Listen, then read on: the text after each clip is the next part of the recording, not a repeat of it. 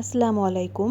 আজকে আমি খুব সহজে কিভাবে তাল থেকে তালের কাত বা তালের যে রসটা আছে ওটা বের করে নেওয়া যায় সেটা দেখাবো। এর জন্য আমি তালগুলা খুব ভালো করে ছুলে নিয়েছি। আর এরপরে এরকম একটি ঝুড়ির উপরে তালটা খুব ভালোভাবে ঘষে নিতে হবে। আর এরকম ঝুড়ি আমাদের সবার ঘরেই থাকে। অনেকে আছেন যারা তালটাকে পানি দিয়ে অনেকক্ষণ ধরে মাখিয়ে এরপরে রসটাকে বের করে নেন, কিন্তু ওইটায় তালটা অনেক লিকুইড টাইপের হয়ে যায়, তালের যে রসটা আছে।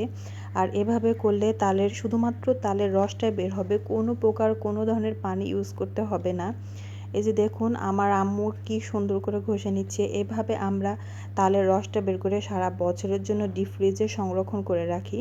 এই যে দেখুন একটুও পানি নেই বা একটু লিকুইড টাইপের হয়নি। দেখুন কতটা ঘন হয়েছে যে আমার আম্মুকে হাত দিয়ে এভাবে ছাড়িয়ে নিতে হচ্ছে। আর এটা দিয়ে পিঠা তৈরি করলে খুবই সুন্দর হয়। এখানে 2টা তাল ঘষে নেওয়া হয়েছে। আর 2টা তাল ঘষার জন্য আমাদের 5 মিনিট সময়েরও প্রয়োজন হয়নি। এখন এই তালটাকে আমরা পলিথিন ব্যাগে ভরে ডিপ ফ্রিজে সংরক্ষণ করব সারা বছরের জন্য। এই যে দেখুন আমরা তালটা যে ঘষে নিয়েছি কত সুন্দরভাবে ঘষা হয়েছে, এর মধ্যে একটুও রস বাকি নেই। আশা করি ভিডিওটি আপনাদের একটু হলেও ভালো লেগেছে।